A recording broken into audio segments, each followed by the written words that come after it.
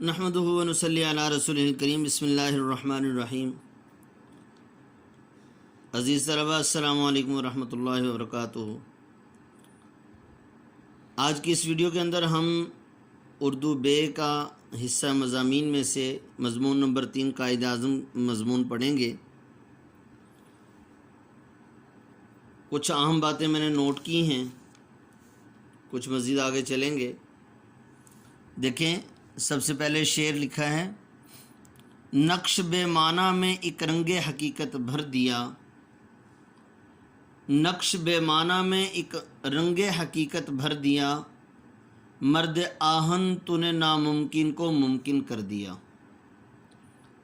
دنیا میں عظیم انسان روز بروز پیدا نہیں ہوتے، بلکہ عظیم لوگوں کی پیدائش کے لیے برسوں انتظار کرنا پڑتا ہے۔ قانون فطرت ہے کہ جب ہر طرف ظلم کے پہرے ہوتے ہیں اور لوگ کسی نجات دہندہ کے لیے اپنی آنکھیں کھولے ہوتے ہیں، تو ایسے میں رحمت الہی جوش میں آتی ہے اور ایک ایسا عظیم انسان جنم لیتا ہے کہ جس میں تمام تر قائدانہ صلاحیتیں بدرجہ اتم موجود ہوتی ہیں۔ جیسا کہ شاعر نے کہا، ہزاروں سال نرگس اپنی بے نوری پہ روتی ہے، بڑی مشکل سے ہوتا ہے چمن میں دیدہ ور پیدا۔ قائد اعظم محمد علی جناح بھی انہی عظیم ہستیوں اور انسانوں میں سے ہیں۔ آپ کے والد پونجا جناح کا اصل وطن تو راجکوٹ تھا، مگر کاروباری شغف کراچی لے آیا۔ ان کا شمار کراچی کے متمول تاجروں میں ہوتا تھا۔ پونجا جناح چمڑے کا کاروبار کرتے تھے۔ 25 دسمبر 1876 کو ان کے ہاں ایک بچہ پیدا ہوا جس کا نام محمد علی رکھا گیا۔ کسی کو یہ معلوم نہ تھا کہ یہ ایک دن مسلمانوں کا عظیم رہنما بنے گا اور ان کو غلامی کے شکنجے سے نجات دلائے گا۔ اور یہ بچہ محمد علی جناح کو 6 برس کی عمر میں کراچی کے ایک اسکول میں داخل کروا دیا گیا۔ 1 سال انہوں نے ممبئی کے ایک پرائمری اسکول میں بھی تعلیم حاصل کی۔ اگلے سال وہ کراچی چلے گئے اور سندھ مدرسۃ الاسلام میں داخلہ لیا۔ 1891 یعنی 1891 میں مشن ہائی اسکول کراچی میں داخل ہو گئے اور یہاں سے انہوں نے میٹرک کا امتحان پاس کیا۔ اس وقت آپ کی عمر 16 سال تھی۔ میٹرک پاس کرنے کے بعد آپ کے والد چاہتے تھے کہ محمد علی جناح ان کے ساتھ مل کر کاروبار کریں، مگر والد کے ایک انگریز دوست نے مشورہ دیا کہ اپنے بیٹے کو بیرسٹری کے لیے انگلستان بھیج دیں۔ چنانچہ 1893 میں آپ انگلستان چلے گئے اور وہاں آپ وہ روانگی کے وقت، جس وقت آپ روانہ ہو رہے تھے، روانگی کے وقت ایک عورت رونے لگی اور آپ کو یاد کرنے لگی، تو آپ نے اس عورت کے رونے پر کہا، آپ نہ روئیں، میں ایک دن بڑا آدمی بن کر آؤں گا۔ 1896 میں واپسی پر پریکٹس کے دوران سب سے پہلا مقدمہ اپنے والد کا لڑا، جو جیت گئے۔ پھر آپ بمبئی چلے گئے، وہاں 6 ماہ مجسٹریٹ بھی رہے، یعنی کراچی میں بھی پریکٹس کرتے رہے، پھر بمبئی میں بھی پریکٹس کرتے رہے۔ آپ کو جوائنٹ اولا نے 1500 روپے ماہوار پر بطور جج کام کرنے کی پیشکش کی، تو آپ نے یہ کہہ کر پیشکش رد کر دی کہ میں جلد اس قابل ہو جاؤں گا کہ ایک دن میں 1500 روپے کما سکوں۔ 1906 میں مسلمانوں کی نمائندہ جماعت مسلم لیگ کا قیام ہوا۔ علامہ اقبال اور مولانا محمد علی جوہر کے اصرار پر قائد اعظم نے 1913 میں مسلم لیگ، آل انڈیا مسلم لیگ میں شامل ہو گئے۔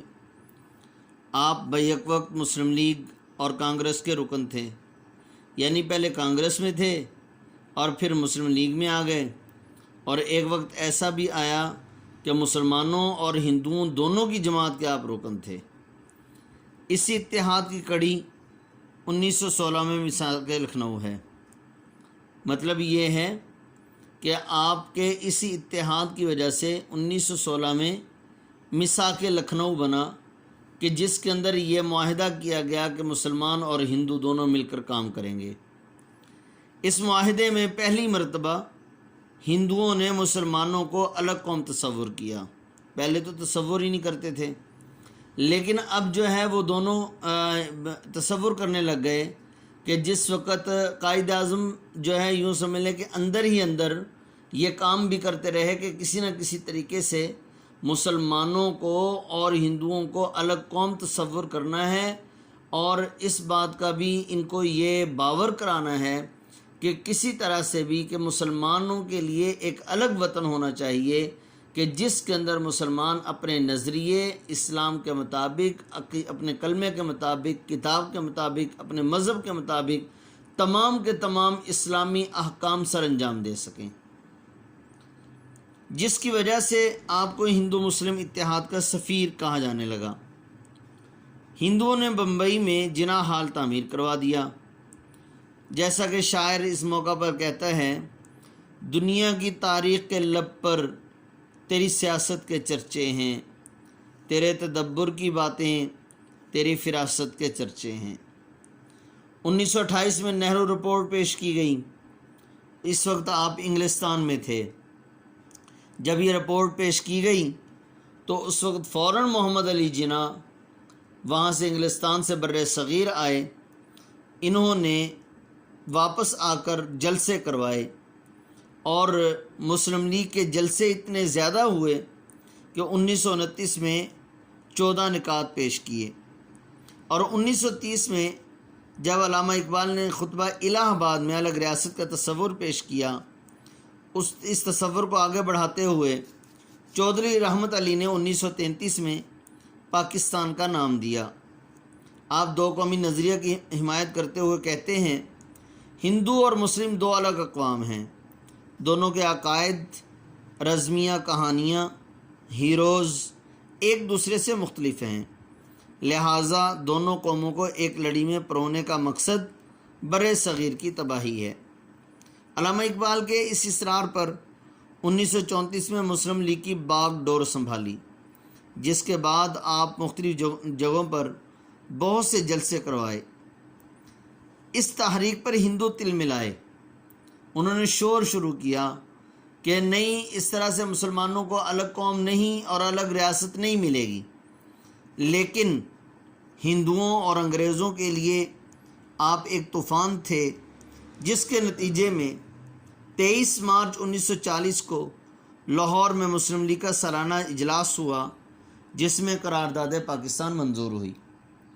تو عزیز طلبہ، یہ تھے وہ اہم باتیں جو کہ ایک تاریخ کے آئینے میں پاکستان بننے کے حوالے سے تھیں، اور بالآخر 14 اگست 1947 کو قائد اعظم کی سرپرستی میں پاکستان، پیارا وطن پاکستان وجود میں آیا، مارز وجود میں آیا۔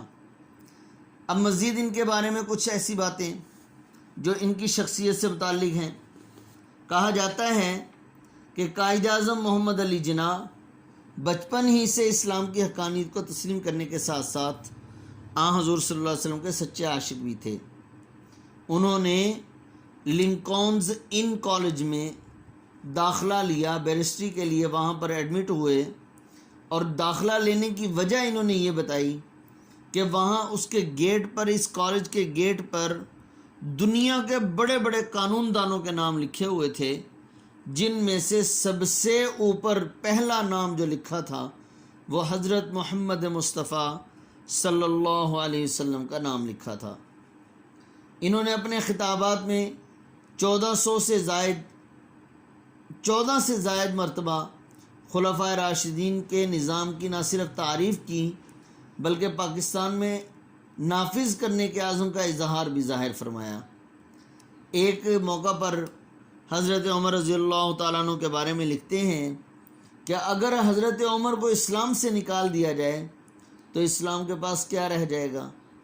اس کے ساتھ ساتھ انہوں نے صحابہ اکرام کی شان اقدس کے موضوع پر بھی کئی جلسے منعقد کیے، اور اسلام کے لیے بھی انہوں نے کچھ کام کیا کہ جس وقت ان کی شادی رتن بھائی کے ساتھ ان کی بیوی جو جس کے ساتھ شادی کرنا چاہتے تھے ہونے لگی، تو انہوں نے قائد اعظم محمد علی جناح نے رتن بھائی کو جمعیت علماء پاکستان کے رہنما مولانا شاہ احمد نورانی کے حقیقی تایا جان مولانا نذیر احمد صدیقی کے پاس لے گئے اور ان کے ہاتھ پر کلمہ پڑھا کر مسلمان کیا۔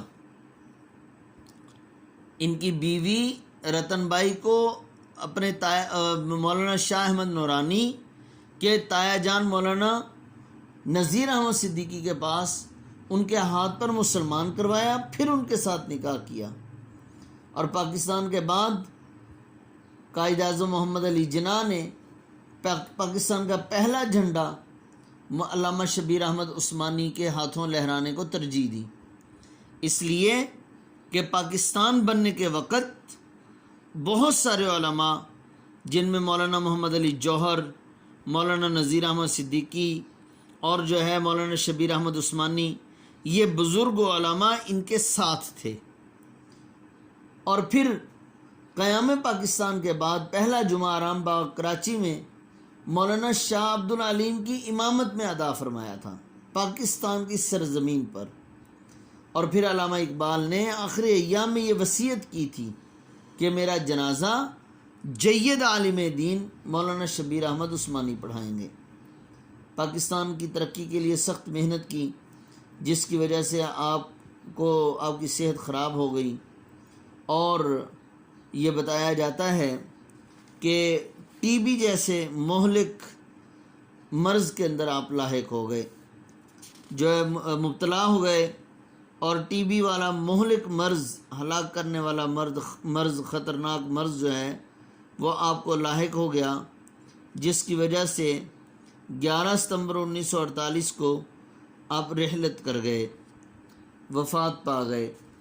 چنانچہ کراچی کے اندر ہی آپ کو دفن کیا گیا۔ علامہ اقبال معذرت کے ساتھ ایک شاعر جو ہے وہ قائد اعظم محمد علی جناح کی اس محنت اور کاوش کو ایک شعر کے اندر یوں کہتے ہیں کہ انہوں نے اس وطن کی کس طرح سے حفاظت کی۔ خون دل دے کے نکھاریں گے رخ برگ گلاب، خون دل دے کے نکھاریں گے رخ برگ گلاب، ہم نے گلشن کے تحفظ کی قسم کھائی ہے۔ اور شاعر جو ہے اس شعر کے ذریعے سے ہمیں یہ پیغام دینا چاہتے ہیں کہ ہمیں بھی قائد اعظم کی انتھک محنتوں کی وجہ سے، کوششوں کی وجہ سے حاصل کیا گیا اور مسلمانوں کی قربانیوں کے بعد حاصل کیا گیا وطن، اس کے لیے ہمیں یہی جذبہ رکھنا چاہیے۔ اور آخر میں ایک شعر جو علامہ اقبال نے کہا، آسماں تیری لاحت پر شبنم افشانی کرے، آسماں تیری لاحت پر شبنم افشانی کرے، سبزہ نوروستہ اس گھر کی نگہبانی کرے۔ تو اہم پوائنٹس، اور اس کے ساتھ ساتھ آپ نے اس مضمون کو شرح سرمایہ اردو پیج نمبر 394 394 نمبر صفحہ پہ یہ مضمون ہے، اس سے یاد کر لینا ہے۔ اہم پوائنٹس میں نے آپ کو بتا دیے، اور ساتھ ساتھ عزیز طلبہ ایک بات کو پھر میں دہراؤں گا کہ آپ نے 4 سے 5 اشعار ضرور یاد کر لینے ہیں جو کہ آپ نے مضمون کے اندر درج کرنے ہیں۔ السلام علیکم ورحمۃ اللہ وبرکاتہ۔